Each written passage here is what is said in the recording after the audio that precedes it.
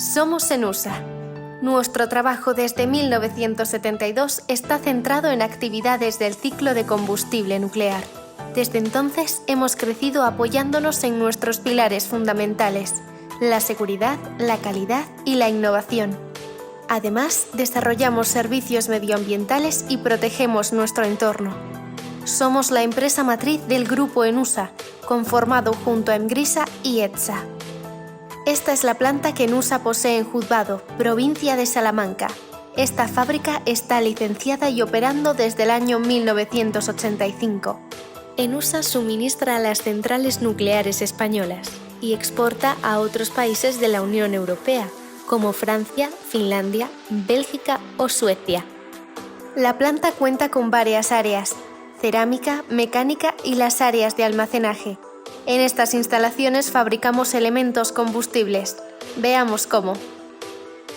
El primer paso es fabricar las pastillas que componen las barras. Es un proceso de fabricación cerámico que consta de 5 fases. La primera es la recepción del polvo de uranio.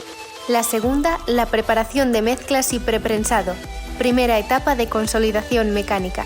La tercera, el acondicionado y prensado, segunda etapa de consolidación mecánica. La cuarta, el sinterizado, etapa de consolidación térmica. Y la quinta, rectificado e inspección. El proceso de fabricación comienza con la recepción de dióxido de uranio, que proviene de Estados Unidos o de Inglaterra. Llega a la fábrica en unos contenedores homologados para su transporte, que protegen los contenedores internos en los que se guarda el material nuclear. Antes de trabajar con él, se realizan las pruebas de seguridad pertinentes. En el área de recepción se extraen los contenedores internos y se trasladan al almacén de contenedores de polvo. Mezclamos uranio virgen, U3 o 8 y formador de poros, alimentando la etapa de preprensado que consigue doblar la densidad del polvo. Se prensan unos discos, se rompen y se criban para formar gránulos. Esos gránulos se lubrican en el acondicionador y pasan a la segunda fase, el prensado. Mediante prensas rotatorias de doble acción se conforman unos cilindros de polvo prensado de alta densidad. Lo que tenemos en esta fase son pastillas en verde. En la fase de sinterizado conseguiremos transformar esas pastillas en verde en cilindros sólidos cerámicos. Para lograrlo, se introducen las pastillas de polvo prensado en hornos a 1750 grados en la atmósfera reductora de hidrógeno-nitrógeno. Ya hemos fabricado las pastillas, pero para dar por terminado el proceso es necesario rectificarlas para ajustar su diámetro exterior. El rectificado permite ajustar el diámetro de las pastillas a una tolerancia de centésimas de milímetro. Este ajuste de diámetro exterior se realiza en la rectificadora sin centros. Una vez rectificadas, procedemos a inspeccionarlas y a comprobar que todas cumplen con los estándares de calidad de ENUSA. Por eso se realizan 3 inspecciones distintas. Inspección láser. En ella medimos el diámetro exterior de las pastillas. Inspección visual automática. Nos permite comprobar que no hay defectos superficiales.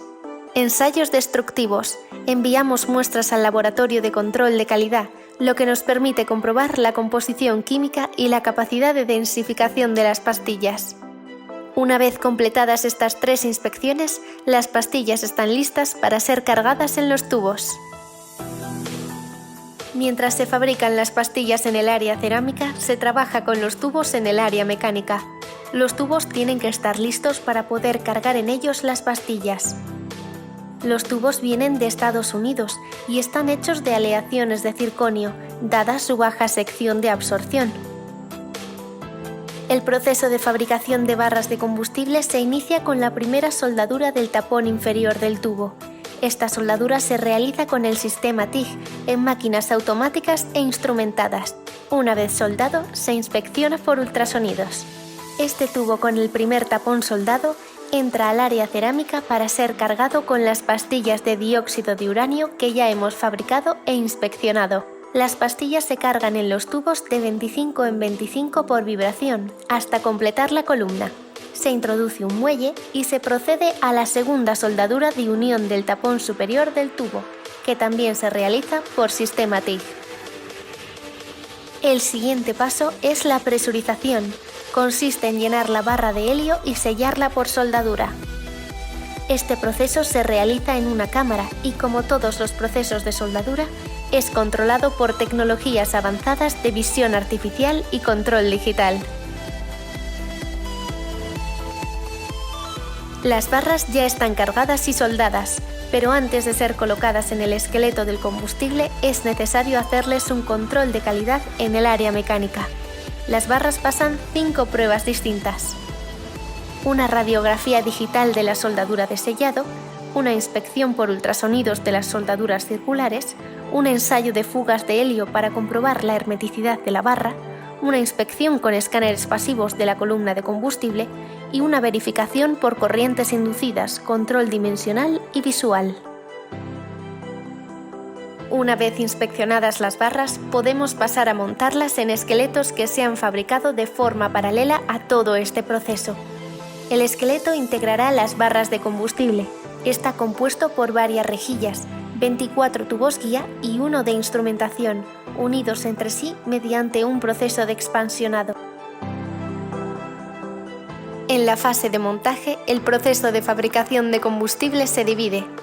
El montaje, la inspección y el embalaje utilizados dependen de si estamos tratando elementos combustibles PWR para reactores de agua a presión o si tratamos elementos combustibles BWR para reactores de agua en ebullición. Veamos ahora el montaje, la inspección y el embalaje del combustible PWR. Para el montaje PWR se colocan todas las barras en un útil que denominamos magazine, de manera automática por un robot llamado CAM. El esqueleto está colocado en una mesa fija de montaje y en el lado contrario está el sistema de varillaje, que es el útil de montaje final. Las varillas atraviesan el esqueleto, enganchan las barras de combustible y tiran de ellas hacia atrás hasta colocarlas en el esqueleto. Este montaje se hace tirando y monta varias barras a la vez. Una vez que las barras están colocadas en el esqueleto, es necesario inspeccionar el combustible. Se realizan 3 inspecciones. Medición del contorno. En la misma mesa de montaje se pone el combustible en posición vertical. Se extrae el combustible y se eleva la columna de contorno donde se mide la inclinación, el arqueo y la torsión. Medición de canales. Se miden las distancias entre las barras con un sable de ultrasonidos. Prueba de inserción y extracción de barras de control. Una vez lavado el combustible, se prueba si las barras de control entran en los tubos guía y salen de ellos correctamente. Ya hemos inspeccionado el combustible PWR. La siguiente fase es el embalaje. Se embala de 2 formas distintas, dependiendo de si el combustible va a ser trasladado inmediatamente o si va a ser almacenado en fábrica. Si va a ser transportado, el combustible se mete en una bolsa de plástico amarilla. Se coloca el traveler en posición vertical y se abren las carcasas internas y externas. Con una grúa desplazamos el combustible hasta que está dentro del traveler. Se cierran las carcasas y se coloca el traveler en horizontal. Ya está listo para ser posicionado en las plataformas de transporte. Si el combustible va a ser almacenado, con una grúa se desplaza en vertical desde el pozo de inspección al almacén de combustible PWR, donde se posiciona en la percha correspondiente. Veamos ahora el montaje, la inspección y el embalaje del combustible BWR. Para el montaje BWR se acumulan todas las barras de combustible en una mesa. Se posicionan las rejillas en la mesa de montaje y el robot de montaje Scofas coge una barra de la mesa de acumulación y la introduce en la coordenada correspondiente de las rejillas del esqueleto. Se hace mediante empuje y va de una en una. Tras haber montado el combustible BWR, se realizan distintas inspecciones dimensionales de forma manual.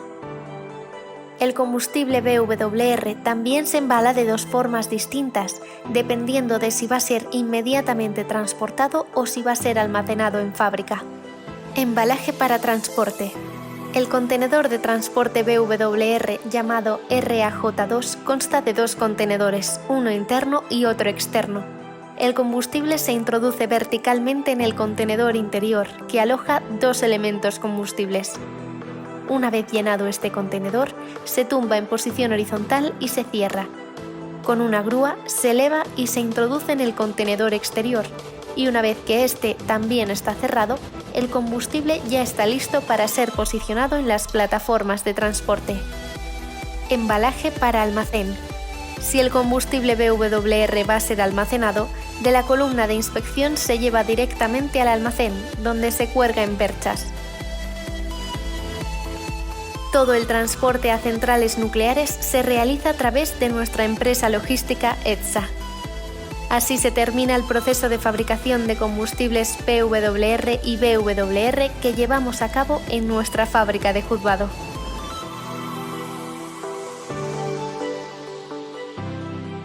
Además, en estas instalaciones realizamos periódicamente un programa de vigilancia radiológica ambiental para garantizar que los parámetros son siempre los correctos. Llevamos haciéndolo desde 1986. El objetivo es determinar el impacto de las instalaciones de Nusa en el entorno, porque velamos por preservar el fondo radiológico natural de este emplazamiento. Analizamos las emisiones a la atmósfera, cuidamos la gestión de residuos y vigilamos el consumo de recursos naturales, porque estamos comprometidos con el medio ambiente, con las personas y con el desarrollo social y económico de las comunidades en las que operamos.